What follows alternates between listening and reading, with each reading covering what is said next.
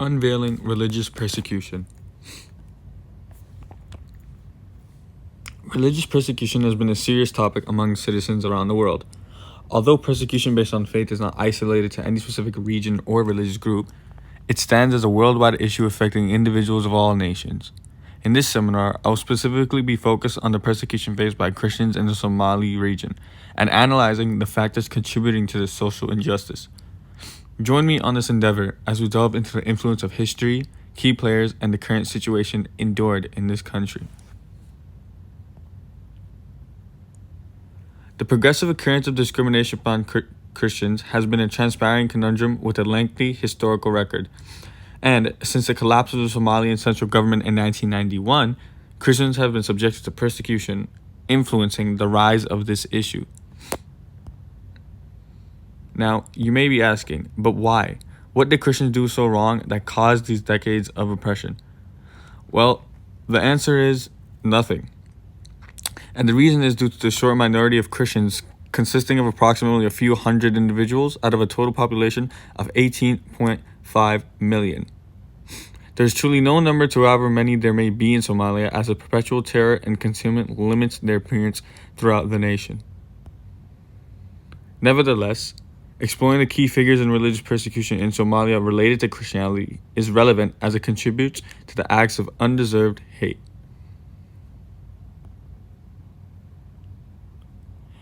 And with the historical impacts over the years of Christians inhabiting Somalia, numerous factors of oppression arose, the three primary being militant groups, absence of legal statutes, and bigotry.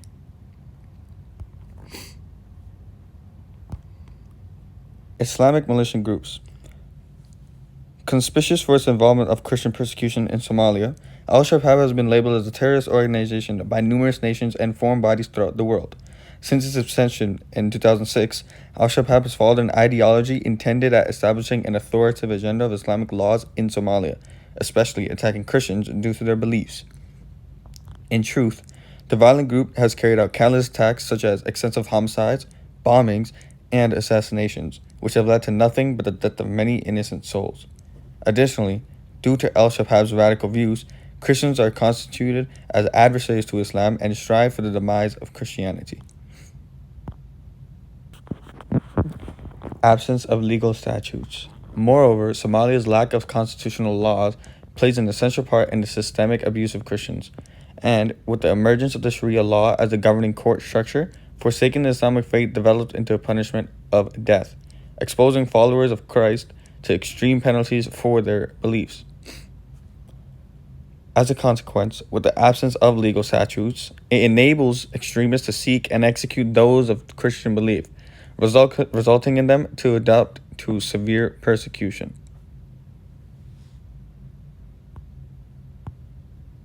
Suppression of religious conversion out of Islam. And lastly, bigotry. Meet Aisha, a single mother living in the current Horn of Africa. As a result of accepting Christianity, she was rejected and abandoned by her own family, to the point where she was even stabbed 3 times at her front doorstep. We are thankful to those who tried to kill her, says Aisha's uncle. Can you conceive of your own relative experiencing gratitude towards your potential killer? Or even when her own mother-in-law tried to forcibly take her children away. Imagine the devastation one must live through just for being a Christian. Furthermore, because Somali culture is communal, everyone is dependent on their family and community for employment, safety, respect, and other necessities. And without her family on her side, life here in Somalia is difficult. Aisha's story has been heard by many around the world through the efforts of organizations such as OpenDoorsUK.org, and her traumatic experiences serve as a basis that have given her the strength and compassion to support fellow believers who are facing similar challenges. So with the various instances of crucial data and examples regarding the key players in this matter, it truly highlights the necessity of addressing this social injustice, for these key players serve as fuel inflicting dread and fear.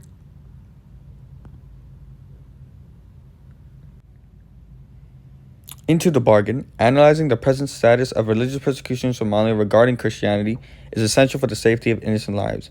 Using theories to comprehend the gravity of this social concern and emphasizing the importance of rectifying this inequality and outline necessary actions of improving their situation.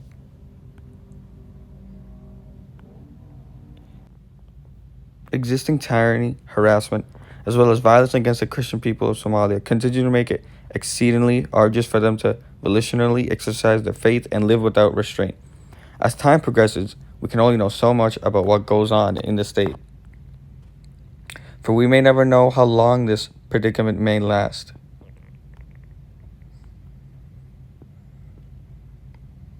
Not to mention, searching the initiatives undertaken to improve the circumstances of religious persecution in Somalia and calling attention to the role of intersectionality in resolving this problem is substantial.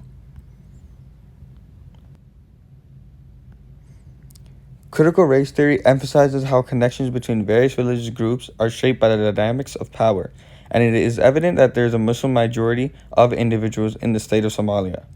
Their power is shown through political, social, and economic authority, which they utilize as a weapon against Christians. Understanding these powers relations is important as searching for new developing methods to combat biases upon religion and bring justice for the persecuted Christians. Critical disability underlines the challenges to those with impairments in obtaining opportunities, resources, and amenities. This is due to the additional barriers that make it more difficult for them trying to escape persecution or receive humanitarian aid. By recognizing and confronting these obstacles, we can guarantee the assistance of persecuted Christians with disabilities. By exploring these theories, we can comprehend the gravity of mistreatment towards the Christians in Somalia. Examining the dispute from a variety of perspectives such as historical, judicial, social, and cultural facilitates the search for chances of advocacy. Further steps to improve the situation can range from numerous factors like prayers to donations. Offering assistance to those afflicted by facilitating their safe exit from the country and providing tangible support such as food and financial aid to help them sustain their lives. Therefore, encouraging intervention from charities around the globe to cease additional persecution is necessary to mitigate the contingencies.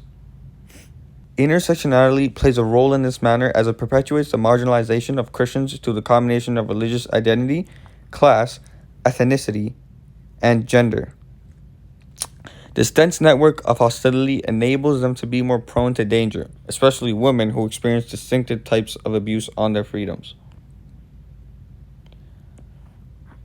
Organizations that are helping persecuted Christians in Somalia are Barnabas Fund, Christian Freedom International, Christian Solidarity Worldwide, and Release International.